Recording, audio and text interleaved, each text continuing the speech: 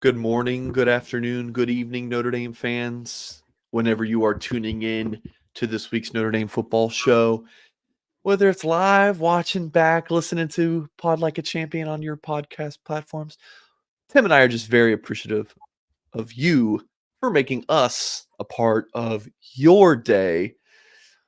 We're going to talk Notre Dame football for an hour, and it is going to be awesome.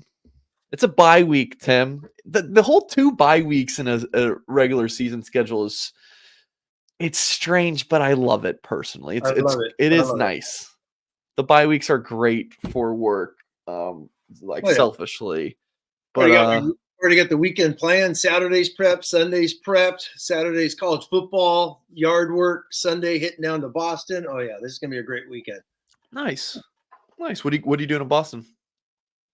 Family, friends. Family. Okay. Nice. Well, hopefully the Patriots can win 2 in a row for the first time in 5 years. It'll feel like, so that'll be fun. Yeah, the Jets were like a 6-point favorite or something in that game, and I was like, I just don't like. How can the Jets be around a touchdown favorite against anyone? They're the Jets, and for losing, they're the Jets. So, the favorite, you got the Aaron Rodgers, the Hyde machine, which is 2-6, baby. I love it. Hey, I was talking to my buddies about Aaron Rodgers a few days ago, and I personally think he's a D-bag, but I would love to get a beer with him. And I want to spend a couple hours with him, but I don't want to spend anything more than that. I love Rodgers. Folks, please hit the thumbs up on this video. Subscribe to the YouTube channel here at Blue and Gold if you're new. And we would love to have you head over to blueandgold.com to check out all of our written coverage. I'm currently back in a hybrid role where I'm just doing YouTube shows. And I did one article last week, and I almost am done with this week's Gold Standard at Blue and Gold, which is my big recruiting intel piece. So that will drop Wednesday. I just, you get an itch to write sometimes. You talk to some sources still. So that will come out tomorrow at blueandgold.com. It's a really good article. It's a stock report. I talked about it in my video with Darren today. I talked about Meadows and Farimo, where things stand, stock up, stock down, stock steady. And we'll have that in a written form tomorrow on the website, plus 6 other guys. Any 300-pound D tackles on the way? Is anything like that going to come? So we gotta. How much does Jalen Wiggins weigh? He's got to get some. Got to get some butts on the line. Jalen Wiggins. Okay, Jalen Wiggins is listed 235. I think he's bigger than that, but he's going to be an interior guy. Start eating. So as we start the show each week, we do bracketology. I love it. A few weeks ago when we started doing this, people were like, you can't talk about bracketology. Well, we're doing it, and it's a staple here. We love it. So this is what's up. Hold on. I was going to say, first off, this time next week, Singer, we're doing the real stuff. Next week's the first one. So no more bracketology. It's no real. more, excuse me, no more projected bracketology. Yeah. We're doing real bracketology. Next week is real. We'll probably do a 7 p.m. ESPN highlight show. You and I will pop on at 8, and we'll get hyped and go from there. So they do that on Tuesdays, don't they? Yeah, Tuesdays. Yeah, Tuesdays. And okay, let me Google this, chat. If you guys know college, yes, so it'd be college football playoff. I'm trying to figure out announcement times Tuesday. I'm just Googling this to see. It's 7 o'clock. I think the show's at 7. I just realized that the election is Tuesday. 7 p.m. Fun. Oh my God. We're going to have. Yes. Oh my God. That's going to be a fun show. We're going to have a Tuesday to get hyped. All right. I just thought of that. Do they usually do that? Is it a half-hour show? Do you know? Is it a half hour or is it an hour? Probably the first one's an hour. Once they start getting into college basketball, they usually do they do them at halftime real quick and easy. So I bet you the first one will be an hour. Okay. I bet you it will. So we'll just kind of go live. Oh, yeah. Right after that. Yeah, that'll be fun. It'll be like a Saturday after a game. It ends, boom, we'll hit. Okay, how's that? I never watch those.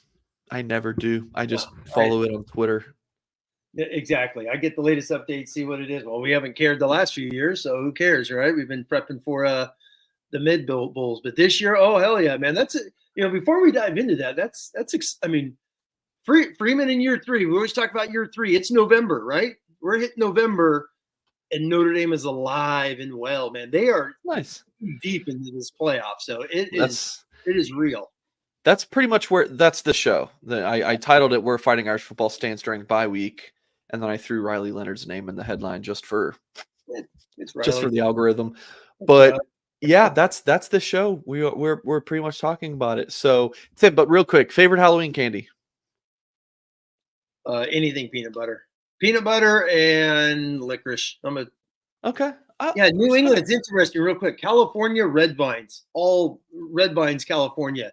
East Coast out here, Twizzlers. I never ate Twizzlers growing up. It was red vines, so 2 different worlds, right? I like both. I like both a lot. Oh, I'm with you. I'm a Reese's guy. Yeah, peanut butter. My father-in-law brought me a bunch of Reese's when my baby girl was born, and I put them all in the freezer.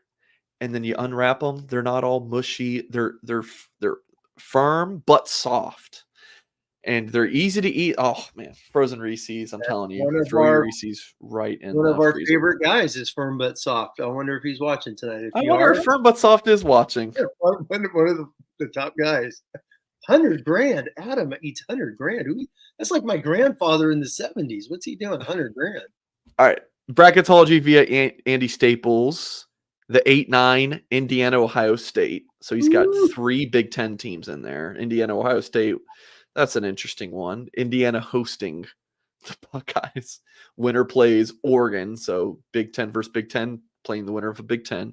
The 5-12 Texas Boise. Winner playing 4-seed BYU. 6-11 Miami hosting A&M. SEC leading A&M.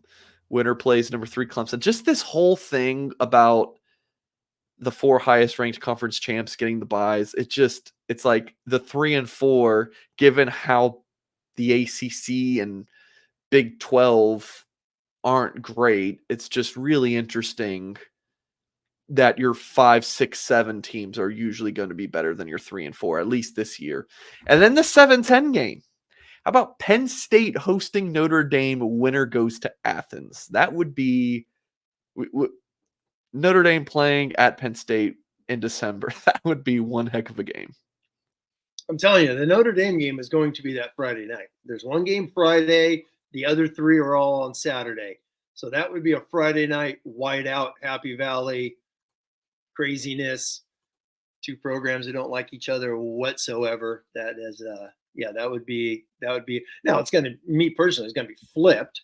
I think Notre Dame's gonna be hosting, so that's just me. Actually, I was listening to Andy and Ari Wasserman's they post a video on the On3 channel of just their bracketology, and it was pretty interesting. And it was really them just like planning ahead, so to speak, looking at teams, mapping out who's going to win. That's how they were doing this. And what's funny is IU and Ohio State play in a couple of weeks, so they would be playing right back again within a few weeks. So I found that interesting. You got 4 Big Tens and only 3 SEC. The interesting one in here for me is the Tennessee, because Tennessee really only has Georgia, and they're 10-2 with their eyes closed, possibly. So I think they're going to get in. I see them with a shot. And the craziest thing, I was listening to an SEC podcast earlier today when I was out on the road. Just they were talking about scenarios. I know he has Alabama in there. You know what's crazy is LSU and A&M could legitimately play again in the SEC title game. If LSU wins out, A&M beats Texas, LSU and Georgia are both 7-1. LSU wins the tiebreaker, because the tiebreaker in the SEC is common opponents. Georgia and LSU have only played Alabama. So by them beating Alabama, LSU is playing A&M in the title game, which is nuts to think of. I was just hearing these scenarios. I was like, what the hell? So that Alabama LSU game in 2 weeks, that's a playoff game right there, man. How awesome is that going to be? Yeah, pretty big. Yeah. All right, here's another one. This is Ari Wasserman. Now, Ari does his little bits like Bubble Watch, but he still has a bracketology. Yeah. So he's got also Ohio State, Indiana, also Texas, Boise. He's got number 6, A&M, Penn State, 11, and then he's got Tennessee in at the 7 seed hosting Notre Dame. So the Bracketology. Irish going back to Neyland. Man, I feel like there was a memorable game between these two teams about 20 years ago. There's a linebacker who had a decent play in that game. I forget who. Sure, that was big, but 1990 is the greatest Notre Dame Tennessee game of all time. That was iconic and epic, that game, man. So that's my favorite one. I know Goolsby in 04, but the biggie, 2 top 10 teams going at it, and Notre Dame and Tennessee. Ricky Waters, the Rocket. Ricky Waters took a 65-yard touchdown. Man, that was that was a game. If anyone's never seen it, it's on YouTube. 1990, Notre Dame at Tennessee. It's awesome. I don't know if the whole 04 game is on there from Goolsby, but the 90 one definitely is. This one's really interesting. You got Clemson's on his first 4 out, whereas Staples has Clemson winning in the ACC. So he clearly has Miami beating Clemson and Clemson being like a 2-loss team. Yes. And being on the outside.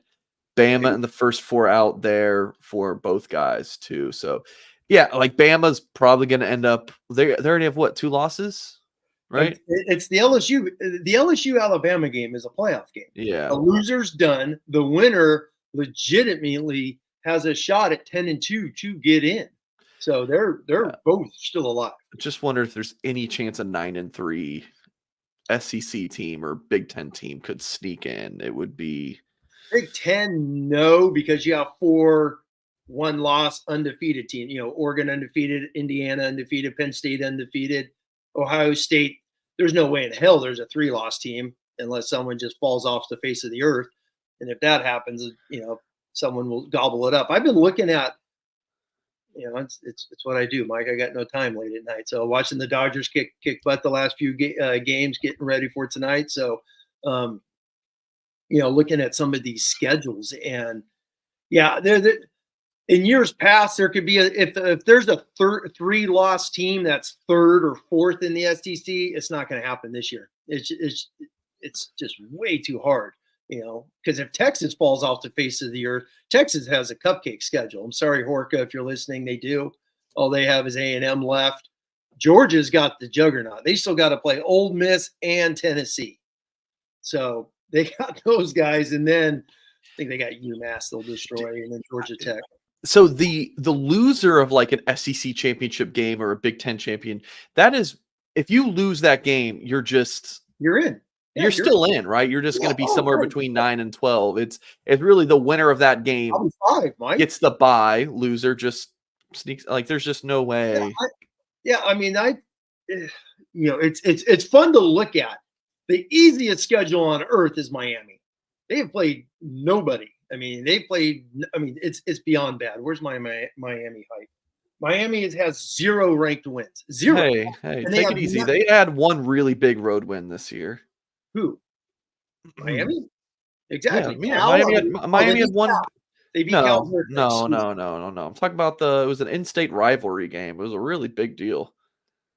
Miami? USF. Oh God! Oh, you're killing me! Oh God! You're leading me to water, and I lost the water, Mike. Sorry about that. But Miami's going to be 12-0. There's no way in hell they're going to. They're 12-0, so they're going to be 12-0. If they lose the ACC title game, they're going to be in it at 12-1. So Clemson still has a couple games that are lost. So I started looking at the 1-loss teams. I just put the undefeateds. They're on their own boat. We'll wait and see who's going to lose. Like Penn State, and obviously Penn State and Ohio State play this week. But Pitt still has SMU this week. Pitt's got the hardest schedule in the country. So I could see those guys losing 2 games and being done with real soon, which would be too bad for Pat Narduzzi. But Clemson obviously, got spanked by Georgia. Yeah. 0 ranked teams they've played this season. Everyone loves Clemson. People love Clemson. They think it's a dark horse. They're kicking butt, but nobody's been ranked. The only team that's worth a damn left for them is Louisville. Hell, is that this week? If somebody knows, I think they play Louisville this week actually. So the ACC, if Clemson beats Louisville, I think even if they go to the title game, they'll be 11-1. and let's say they lose the title game at 11-2, I have a hard time seeing them not make it. Yeah. Because they'll be like it's Clemson, you know what I mean? The Yeah. wildest scenario, Mike, is as we yap about this, is the freaking Big 12, man. Colorado's alive, for crying out loud. They have 2 losses. Yeah. One thing that, in years past with the 4 teams playoff, it would be like you have that team like a Bama or something that doesn't make the SEC championship game, but they still have that case to make the playoff. I just wonder if that is going to be a thing where it's like you have your 1-loss top of the SEC team playing a 2-loss SEC team in the championship game. The 2-loss team loses, so now they have 3 losses. Then do you put in that 2-loss team who didn't make it in? Because they have left, like who makes it in? The 3-loss SEC team who their 3rd loss is because they played in the SEC championship game while the other team was sitting at home eating Cheetos. Like, I don't know. Or do neither of them get in there? We got to remember there's 7, there's 7 at large. Yeah, there's 7 at larges. You got your group of 5s, your 4 chance, and then your 7 at large. So you got your 7 at larges. And I think we lose track sometimes of, how is this 2-loss team going to be in there? I'm telling you guys, Tennessee is going to finish 10-2. They are going in. They are going to get one of those SEC spots. Yeah. And I know the SEC and the Big Ten's fighting and bitching and complaining right now, trying to lock in 4 guarantees when they go to the 14 or the 16 team. Yeah, I forgot about that. And it's probably, it may happen automatically when you go there just by the number of teams they have to begin with. So, but me personally, I think if you go to the Big Ten and the SEC championship game, you're going to be the 5 and 6 unless there's a Notre Dame that's 12-0, unless there's a Miami that's 12-1. You know what I mean? They lost the ACC title. We don't hurt them, so we drop them down to 5 or 6. Just using that example. So the title games, as I said this before, if you're going into a title game with only 1 loss, man, you are alive and well to get one of those at larges. And then now it just starts to come down to obviously ranked wins. And I think Notre Dame fans, I see on Twitter, I see on our message boards all the time, well, Notre Dame's got 3 ranked wins. No, to the committee, they only got 1 because the committee only cares about rankings when they rank. They don't give a damn that you beat Louisville and Louisville's now 5-4. You know what I mean? They don't count that as a ranked win anymore. So it's only rankings in their rankings. So sure. That's just something to keep in mind when you see that top 25 pop up. Who's alive? That's why we need Louisville to upset Clemson. Then Louisville's going to get in there. I know people hate SC. The computers love SC. SC's they're number 20 in so many of the computer models I see. So SC, if they win out, play Notre Dame at 7-4 is only going to boost Notre Dame. So there's some fun stuff still ahead. A lot of fun stuff. We got some more bracketology to discuss. But before that, we're going to hear from Barb Stevenson, folks. If you are looking for that perfect gift for a special Notre Dame fan in your life, maybe you're looking to just get something for yourself, Barb Stevenson Art is the premier destination for spectacular pen and ink limited edition prints of the University of Notre Dame.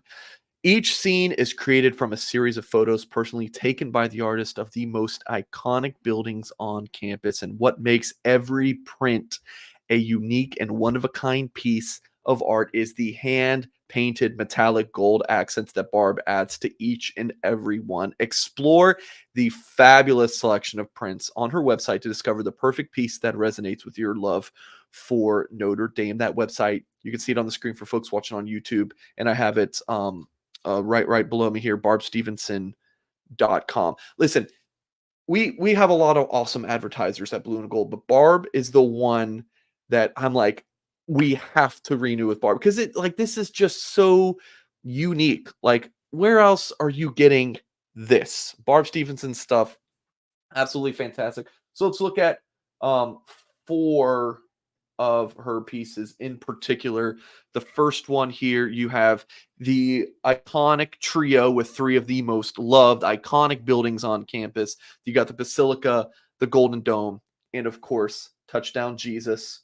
Second here, you have a personal favorite of mine, the Grotto Spiritual Moments, which depicts one of the most quiet and serene places on campus, a very popular spot for prayer and meditation, as well as weddings, proposals, visitors on football weekends, and so much more. And then a couple shots of the Golden Dome, obviously a world famous landmark, most recognizable symbol of the university, and then the shining view of the Golden Dome, which is really another beautiful view of this iconic spot. So to purchase or view additional Notre Dame prints, I'm going to pull back up that website. It's barbstevenson.com, BARBSTEPHENSON.com, or give Barb a call. It's listed on the screen, 574-210-8388. Order now and receive free shipping anywhere in the continental United States. That's barbstevenson.com. Thank you, Barb, so much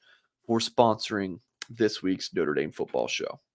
Mike, can I jump in right after that? I saw someone in the chat, which is a great comment. I think it was Lotus, who says you have to count ranked wins when you play them. Well, that's not how they do it.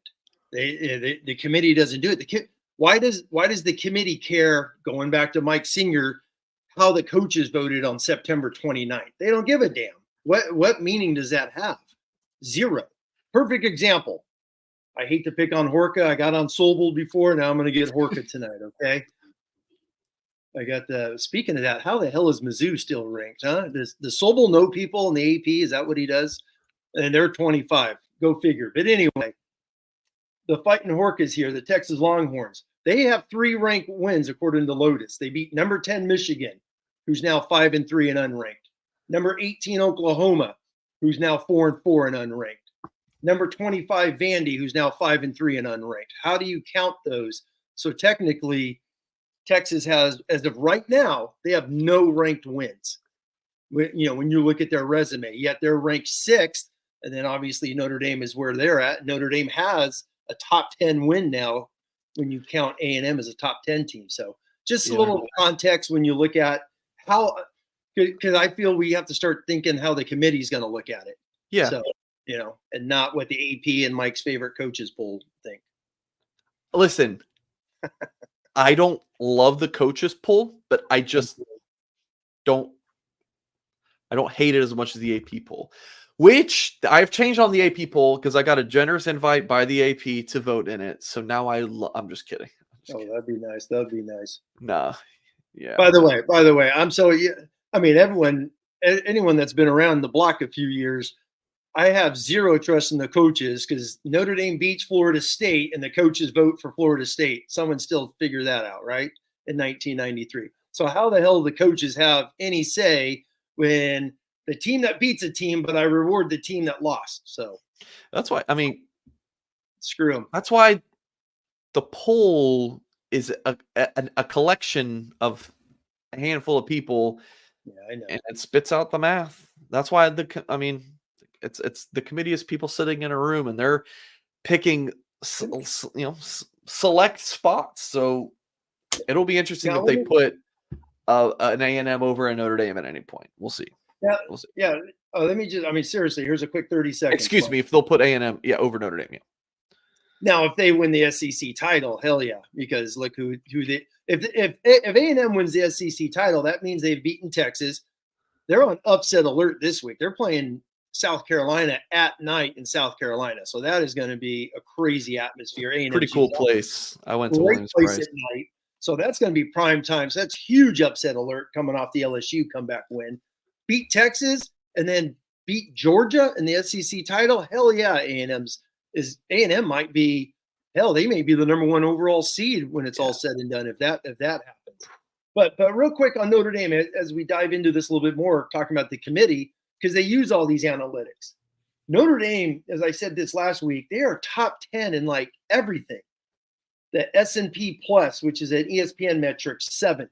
The Athletic, which has their analytics, has them 7th. The old BCS formula, people, you can find it on Twitter. They just started posting this week, taking literally the old stuff from the BCS. Notre Dame is 9. ESPN Power Index Analytics, Notre Dame is 5th. The Resume Builder, which takes everything that's out, there's like 55 things, they're 7th. And then, which I love, is the two main computers for the old BCS. The Cully has them 9, and the Jeff Sagarin has them 6. So Notre Dame is a consistent top 10, which they're right there, man. I mean, seriously, which goes back to our original point all the way back in August. If Notre Dame's not in the playoffs, this sucks. Yeah. I mean, this is a top 10 playoff football team. And I think everything says it. All the analytics says it. The polls are saying it. And I think we'll see the committee say that on Tuesday night. Do you remember talking in the preseason about like, I thought Notre Dame was the better team, but it's week 1. You just don't know. Yeah. Now it looks like that's A&M. Like maybe A&M's the better football team, but they had their week 1 trip up, or just didn't look sharp. I don't know. But that game was 13-13. Probably not a popular take, but they've been looking pretty good since. Well, they're good as hell. I mean, that game Saturday night was unbelievable. Like if they played again this weekend at College Station, A&M would be like a touchdown favorite probably. Yeah, 5-point favorite something. But they would. But you got to remember that game was 13-13 in the fourth quarter. It was tight. It was tight. So it's not like Notre Dame had this 10-point lead for 2.5 quarters. No, that thing. Notre Dame had the lead. A&M goes right down and scores. And then obviously Notre Dame with that Riley Leonard drive goes right down. That was a hell of a football game. We talked about it for 9 months. Like that was a Super Bowl. And that atmosphere was a Super Bowl. So that's a hell of a kickoff, man, for the season. And then you lose to. All right, here's another one. Go for it. Bud Elliott. This one I saw and I was like, this is fascinating to me. How about Notre Dame hosting? Tim loves that. Boise State in the 10. So that's the group of 5 team, but he has Boise State ranking higher than Indiana and A&M. I saw that. That was wild. So he's got Boise and Notre Dame in the 7-10. Clemson going to Penn State in the 8-9 game. Ohio State hosting A&M in the 5-12. And then Texas hosting Indiana. So much Indiana love. Mike, they're undefeated. Seriously, they have some good football teams, though, right? We all have to root for whether I'm rooting for Michigan State. I want to be a Sparty fan. We want Indiana just to fall down. They have Michigan State, Michigan, and still Ohio State left.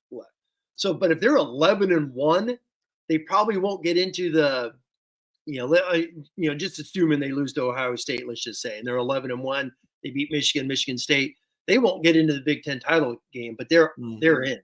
Yeah. And I think Penn State, that goes back to that Penn State beating Wisconsin game. Penn State's got a cupcake schedule as well. They can lose to Ohio State. They're going to finish probably 11-1. So there's going to be 4, which is crazy. The SEC is going to just go nuts if they don't get 4 in. The Big Ten, as long as Indiana doesn't just fall off face of the earth against Michigan State and Michigan, they're in. Penn State's in. And then obviously Ohio State. So how about this? How about who the hell do we root for this week, huh? We got the mighty Buckeyes and the Nittany Lions. You got a tie. I don't know. You got to root for Penn State, right? We got to get the Buckeyes with 2 losses. Just that fan base would go insane. That if Notre Dame does play Boise State, that's the Friday game. I'm with you, Tim. I just like we were both on the same wavelength. The Notre Dame's going to take Cam Herron. Notre Dame, if they get in Friday game, there's no chance that they're not going to get the Friday game. They're going to get that Friday night Notre Dame prime time. Come on, you know it's happening. All right, we love the ESPN playoff predictor over here. Is this it's a big deal. It's a big deal. Notre Dame with the 10th best odds right now to make it at 59.6%. Did you know, Tim, that if Notre Dame was going to beat Georgia Tech, it was 63%? I don't know if you heard that, but chances to make the college football playoff. There you go. Miami, Oregon, Penn State, Georgia, Texas, Ohio State, Indiana, Texas, Boise State, all ahead of Notre Dame with that percentage chance to make it. and then there's Notre Dame. Yeah. I mean, So I'm telling you guys, they're a top 10 of every single thing that's out there. And they do have the worst loss. There's zero doubt about that. You look at every single team that's got one loss. Put that back up real quick, Mike. I mean, just look at the one-loss teams. Miami's undefeated. Oregon's undefeated. Georgia lost to Alabama. You could respect that. Where was that Oregon game? That was at Oregon, right? That was at Oregon. They won by one. So Notre Dame has the worst loss, but they also have one of the 2 or 3 best wins, right? I would, yeah, because if you went on the road, I think that's what I'm saying. more, yeah. If you're looking at that, Texas obviously lost at home to Georgia. The best wins would be Georgia over Texas, because Texas was number 1 at the time. Right. Obviously Oregon won, but it's at home. Notre Dame winning at A&M. Now, obviously, when they played, it was a 7. I think A&M was 20. And people didn't know about A&M. They're like, is it still Jimbo Fisher's team? You know, that type of attitude. But yeah, Notre Dame, without a doubt, probably has the second, third best win of the season. Yeah. They have the worst loss. Like Tennessee's got a loss. They lost to Arkansas, correct? Indiana's undefeated. Boise lost by 3 to Oregon. BYU, Alabama's 2 losses. A&M's to Notre Dame. So, yeah, that's a great point about the wins. And you keep mentioning this. And I went back and I was reading some old articles, just Googling what matters more, a win or a loss. And it is a win. Yeah.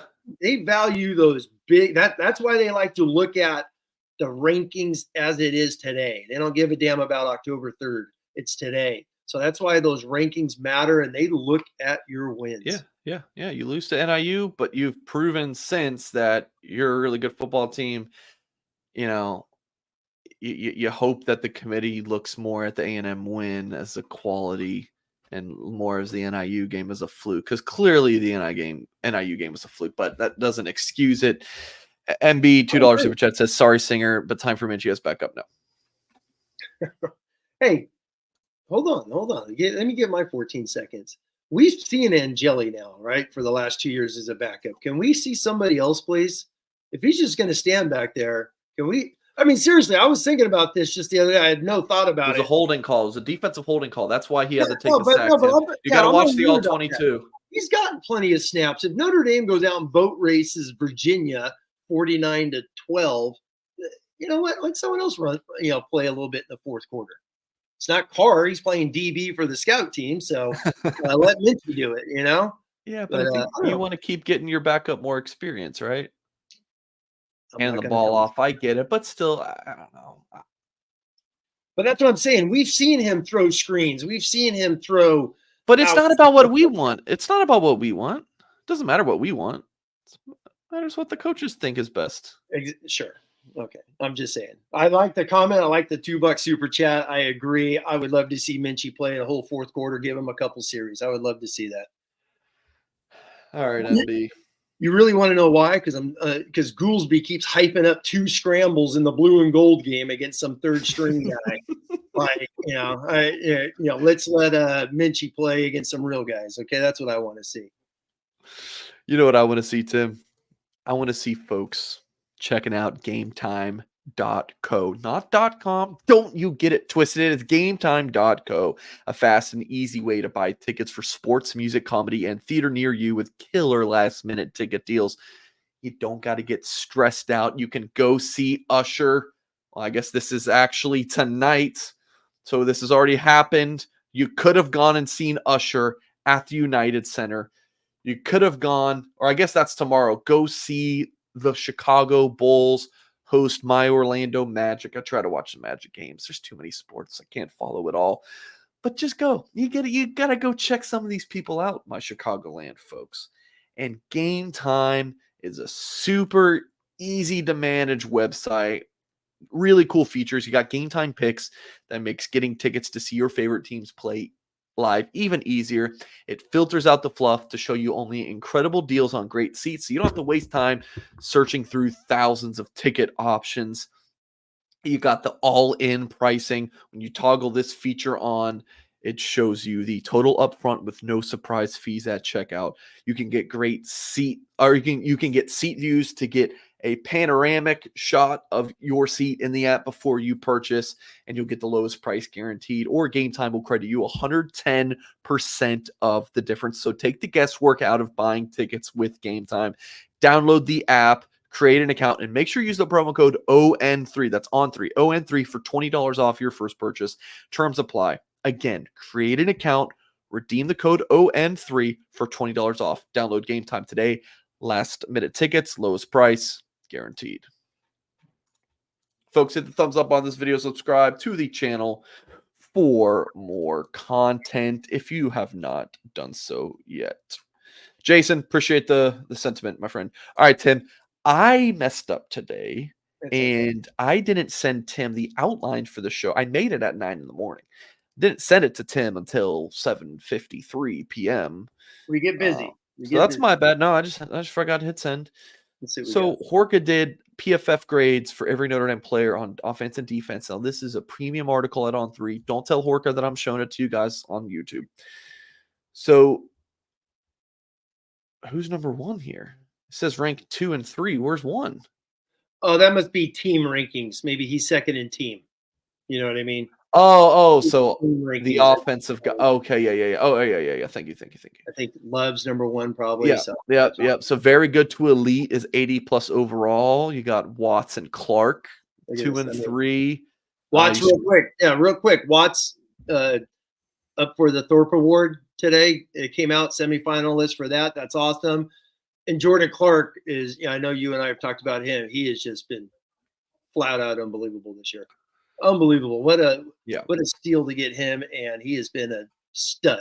I mean, it's 3 straight years now with Golden real quick. Bracey, Harper last year, and now Clark. So they got a hell of a run of Nichols going. And then good to very good, 70 plus overall PFF grades. Data points. Bowen, Leonard Moore, Adon Schuler, Jalen Sneed, Jason Anye, Jack Kaiser, Riley Mills, Howard Cross, Jaden Osbury. Anything stand out here? Bowen, hell of a football player, as we keep saying, just keeps getting better. Leonard Moore, I mean, we forget he played when Christian Gray didn't play, right, against Louisville. It's like that feels like 3 years ago. So that dude is playing his ass off. Excuse my French. Schuler, we love. Sneed had a hell of a Navy game. And then obviously the old gray hairs are in there. You got your Kaiser, you got your Mills and Cross, and then obviously Osbury's there's another one of those guys. So Kaiser, big dip, real quick. Everyone wanted to hype up Jack Kaiser. Remember his PFF grades, how high they were. Amazing what happens when you get more snaps. They kind of go down a little bit. So something I kind of expected. That's why he was always the backup for his first 5 years. All right, I'm confused about the rankings. I'm not looking at overall offense. Just don't even look at those. Because he's got offensive guys in his other article. Yeah, but the rank, right? He's got 2, 3, and then it goes 1, 4, 6. But when you go over to offense, there's a 4. So I don't know what's going on. I'd have to read the article. I'm sure he explains it. I mean, look at Bowen. Bowen's up. I mean, that's like Bowen's unbelievable. So that's awesome. I mean, he deserves it. That kid's playing really good football this year. And then, I mean, you just get your good. You get your solid guys. Obviously it sucks. Some of these guys are hurt. Yeah. Kingston is a true frosh. Solid grade up there. Obviously Burnham, Gray. Gray's been solid his first year being a guy. So it's a good group.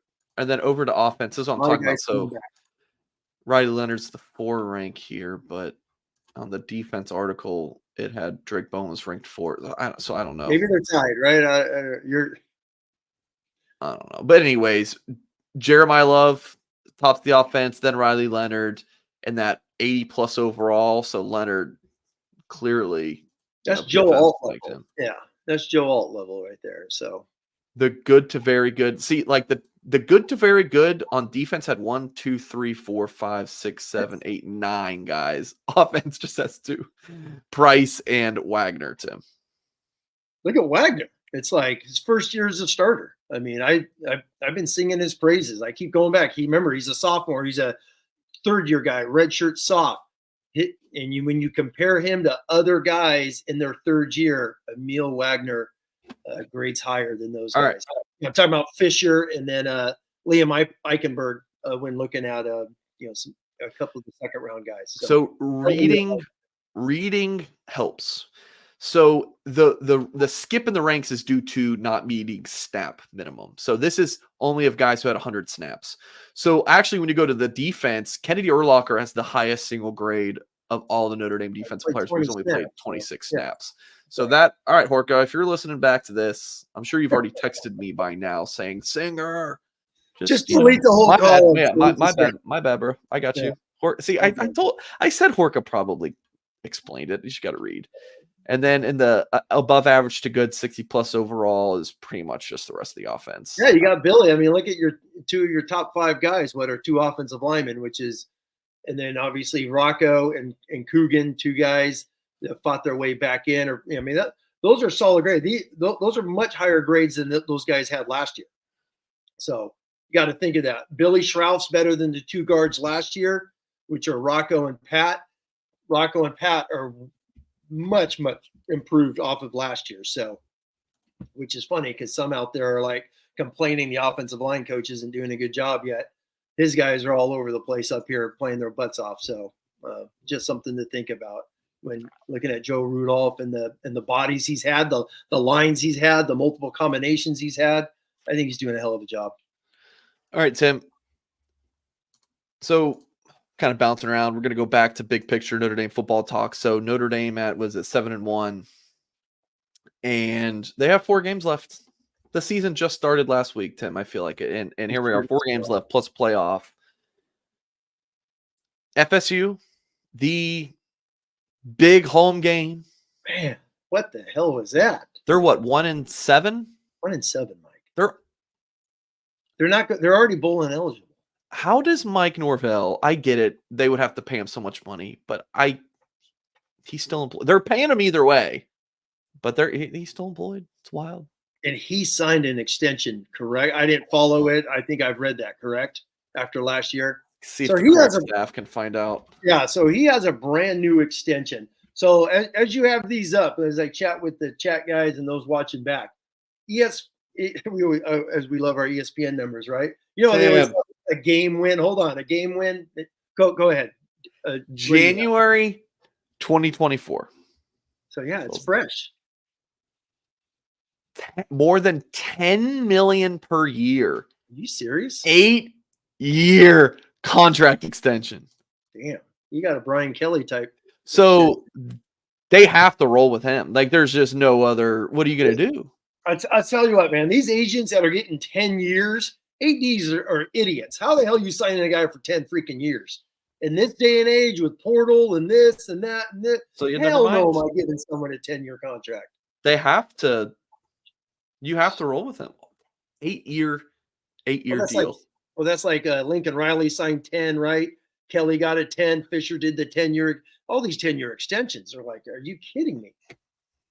It's a lot of cash, man. So Florida State, there's no way in hell Notre Dame's losing this game, right? I mean, Florida State couldn't get up for that Miami game. That's their arch rival. FSU was at home, right? It was at Miami. That was just bad football. That was really bad football by both teams. Cam Moore didn't even score till the end of the game. So, but hey, the ESPN, their game win percentage, Notre Dame's 96% chance to win. Odds are favorite 96. Virginia's 96% shot at winning.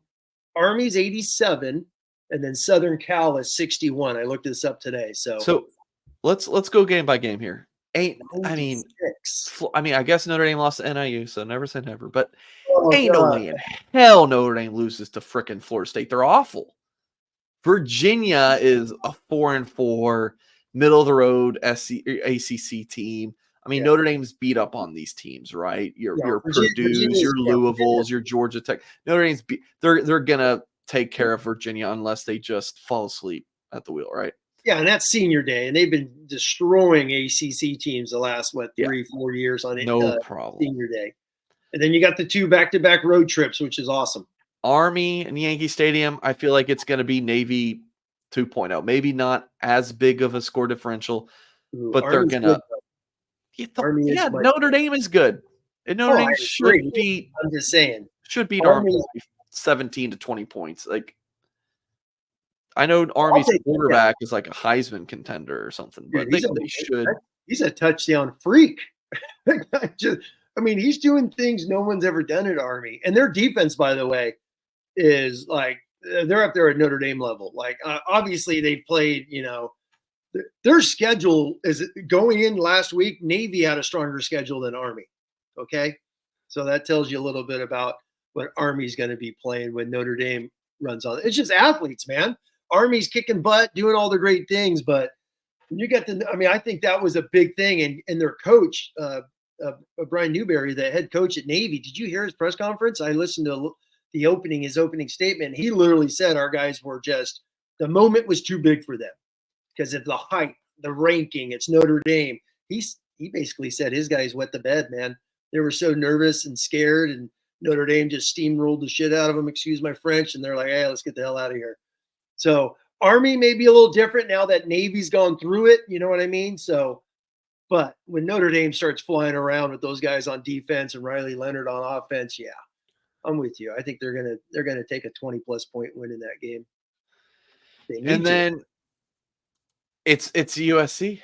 It all comes down to USC. Woo! Notre Dame loses that game. It's Pop-Tarts. Yeah, that or say your Hail Marys and hope, but it's pretty unlikely. Yeah, you're going to El Paso. You're playing. We love El Paso. We love El Paso. Big fans of El Paso. We have I love the people of El Paso. We love it. But USC, like, and they can do it. I mean, they so USC's what, 4-4? They've lost 4-4. They're at Washington, home against Matt Rule and the mighty Huskers. It's a joke. So then they have UCLA, which is atrocious. So that's what I'm saying. I personally believe they're going to be 7-4. I know everyone thinks Riley's going to get fired. They're going to be 4-7. The opposite. No, they're going to win these next few games. I'll watch them lose to Washington by 27, but that'll be okay. So they beat LSU. That's one of the best wins of the season. It's up there, top 15 or so, right? Yeah. And you lose to Michigan, who just ran the ball down their throat. Lose to at Minnesota and at Maryland. Yep. So these, your good old West Coast teams going Big Ten country, Minnesota and Maryland. Maryland's still not really Big Ten country to me, but they've been in it long enough. And you lose these close games. But at home, in front of like a couple dozen people, they're a different team, I guess. They're. Well, I mean, we saw. They also lost to Penn State at home in overtime. Like they can be tough. They can be tough. Like I still would be a little bit nervous going to USC, but I personally, what's the spread? USC Washington spread. I would like to know. Yeah, it's at Washington. That's a biggie for obviously 2.5 so about a field goal for USC. I would take Washington in the points. I like Washington in that game. Nebraska, dude, who knows? At UCLA. USC could potentially. I hear you, Tim. You think they're going to win the next 3? I do. They played outstanding against Rutgers. Rutgers, I watched some of that game. I knew they had some injuries and whatnot. They might be 5-6 going into that Notre Dame game, though. They might be. They could lose 2 of these 3. I'm going to go 7-4 because I want it to be a nice big-ass game in the Coliseum. Dude, it doesn't matter. It's going to be a big-ass game either way. True, but 7-4 will just mean a little bit, you know what I mean? It'll mean a little bit more. Tim Hyde. This is Tim Hyde's slogan for, we're in election season. Tim Hyde's running for office. We got to beat a 7-4 USC team. That is It's all about getting 7-4. That's what I'm rooting for. I'm rooting for it. That's the difference maker. But just win. Play their butt off. They proved it in 18 when Notre Dame went to the playoffs. They proved it in 12 when they went to the title game. They played their tails off in the Coliseum, and it's tradition. They always play tough. So that's going to be. Yeah, that's going to be. I'm nervous about it. I am, but. Oh, you have to be nervous because of the pressure is going to be immense. It's literally host a playoff game on Friday night in prime time, Mike, against Penn State, right? Penn State or Indiana, the fighting Bloomington guys are coming down, or Rocky Top comes to you, or you're playing in the freaking Pop-Tarts against Missouri. I mean, seriously, who the hell wants to play in that game? Nobody. Pucker factor. It's going to be nothing but redshirt freshmen playing in the game for Notre Dame. They'll have 18 opt-outs. So if Notre Dame wins out and they're 10-1, right, going in that game, yes, that is Freeman's biggest game as Notre Dame's head coach. What is second? What would be second to you? Would that be his first game, Fiesta Bowl? Would that be? Oh, it's A&M. I mean, winning that A&M game set the stage for everything. A&M, yeah, I guess that was an easy one. I mean, obviously, I want to say Ohio State, but they choked those away. Well, no, yeah. I think hosting Ohio State last year was a bigger deal than the A&M. Like going into years, yeah, because Clemson they weren't ranked. They weren't ranked when they upset them in year one. SC was a big game, obviously, last year, but they had already had the 2 losses. Hell, they already had 2 losses. They were out of it. You know what I mean? So going to SC would be that's the biggest game, just like because of the stakes. The pressure cooker. Yeah, you got your A&M game. What else did we just say? Ohio State last year, just because it's Ohio State. Yeah, they're both in the top 10. For his first game, no, because I know Notre Dame was preseason top 10, but that was not a. It's still a Fiesta Bowl, but yeah, it wasn't like you lose and we're shaking our heads at you. SC 7-4, 10-1 Notre Dame. It's going to be an awesome atmosphere, an awesome game, and yeah, the pressure. Because once again, the pressure, dude. It is seriously. You are going. I mean, they are going to be. They're going to get that 7-8 spot. So you're going to either host a game, Mike, or you're going to play the freaking Missouri Tigers in the Pop-Tart Bowl. Are you kidding me? I'm not even playing in the game, and I'm puckering up over here, man. So that's what the game. That's what's on the line that day. That's what's on the line in the Coliseum. How about that? But that's where we always expected them. Correct? I think I would say 99%. I mean, that's probably too high. But I mean, let's say 90% of Notre Dame fans came into this season thinking, man, if we go into SC 10-1, take it.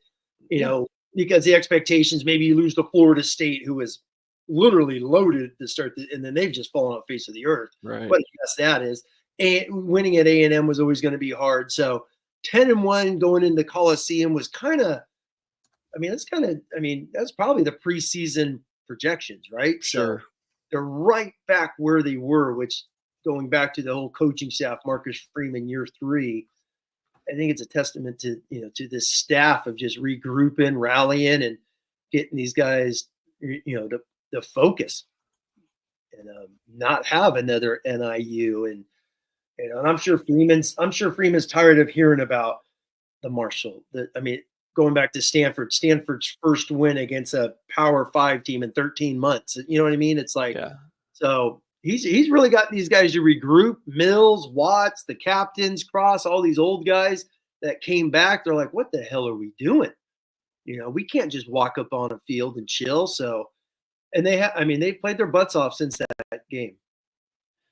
So wrapping up bye week, what do you like? What can Notre Dame? I'm asking you to put your Coach Hyde hat on. Like, what can Notre Dame do this week to better themselves? Is there much? Is it more about just maybe a little bit more time to go over some film, just get guys healthier? Like, what does this week? Because we know later this week the coaching staff's gonna hit the road for recruiting. Yeah. So what does that look like early this week? Like, what do you want Notre Dame to accomplish? Yeah, I would say the first bye is more of take a deep breath. What have we done?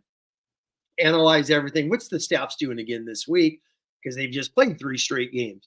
But I think this week is more of definitely a stretch the hamstrings, touch the toes, do your jumping jacks, stay in shape, catch your breath. Because then we got a 4-game sprint, guys. We are sprinting for the next 4 weeks for a playoff berth. We are in the hunt. If anything, it's almost a whole new season. You go 4-0, just throw out whatever the hell you've done before now. you go 4-0, and I think you got to just stress that. We have 4 little tiny games over the next month, and just focus your tail off on those and make every single one your Super Bowl, because every single one ever since NIU, we've said this multiple times, is a playoff game. So these are playoff games coming up. You got to treat them like that. Treat your focus like that, your film study, your lifting, your practicing, all those things. But as far as any tweaks, I bet you they're just going to keep tweaking really what they've, if anything, the last 3 weeks, we'll focus on Denbrock, is more RPOs, meaning read, run, throw, right? Yeah. We've seen more of those. We've seen more play action the last couple of weeks. True play action, tight end, running back, stay in the game, 3-man routes, just go hit one of those guys. So we've seen a little bit more of that. We haven't seen Riley run, right? So kind of Riley, when you look at Leonard now, you got to have 2 buys. He hasn't been a big factor carrying the ball much the last couple in of weeks. Designed runs, right? Exactly. So he's almost had a whole month off of running quarterback power, correct? Yeah. Really, since the Louisville game, when you think about it.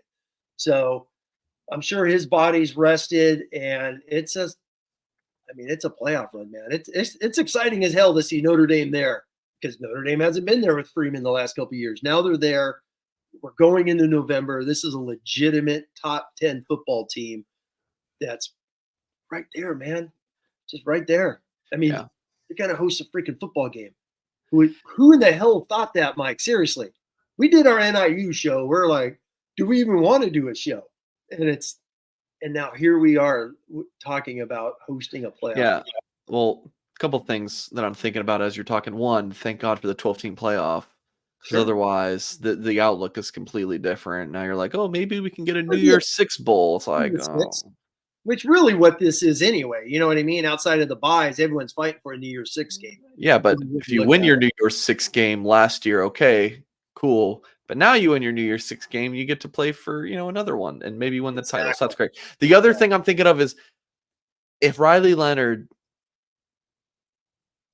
is healthy throughout the offseason, Notre Dame beats NIU. Because you can see how it's clicking more and more as he's getting more and more comfortable and everything. And he missed that practice time. He missed so much practice time. Yeah. So that's where my mind's just like, man, and this is not the first time I've thought this, but because he's a different quarterback. He's a completely different quarterback than early in the season. My favorite stat I use every week, right, is after NIU, he was 84th. I want to say 84th in the country in QBR, the ESPN quarterback analytics. 84th. I think he's 17. Where are you at, Tim? Where's my numbers? I want to say he's 17 this week, 17 or 18. So that tells you, as Singer keeps talking about his improvement, you've gone from 84 to 18. That is unreal. So it is showing a marked improvement. And real quick, I know Denbrock gets he gets credit because he's the OC, right? But he's coaching Eli Raridan and Larson and Evans and those guys. How about we give a little high five to Gino, who's over there coaching the hell out of that guy, getting him ready. And I don't think he's been mentioned enough by Notre Dame circles. It's Denbrock. He's calling plays, designing schemes, obviously. And but how about Gino, who's working with him one-on-one? I think he deserves a lot of credit as well. All right, yeah. Shout out Gino Gaduli, Notre Dame's second-year quarterbacks coach. Okay, Sean, appreciate the $5 super chat. It says no question. Just congratulations on being a father. Yeah, I call up Tim Hyde daily to get advice on how to style my hair, and then for father advice. So it's wake up and flip a coin and figure it out. Yeah, well, my daughter has been napping for like 2.5 hours or something, and so I'm in for a rude awakening tonight. So we are going to end the show there. If you're just joining us here in the past few minutes or so, just rewind, watch from the beginning. It was a great show. Tim Hyde always brings it. So really appreciate everyone tuning in. Sean, appreciate that super chat there. So yeah, what's the show lineup? So it's Tuesday. I think Jack and Tyler I don't know if they're going to do their show tomorrow night. If we don't tweet about it from the Blue and Gold account, then we won't. So I'm not sure if they're taking the Wednesday night off. Thursday, 10:30 a.m. Eastern time, I'll be live with Kyle Kelly to talk some Notre Dame football recruiting. And then I might do like a Friday call-in show. I might just go solo, maybe on like a Friday early afternoon or Friday morning or something. I'll just pop on and take your guys' calls. So definitely look out. I'll be tweeting about it this week. So really appreciate everyone for tuning in. As Dynasty says, hit that like button, folks. Really supports what we're doing here at Blue and Gold. So yeah, that's going to do it for this week's show. Really appreciate you all. And as always, we will catch you next time.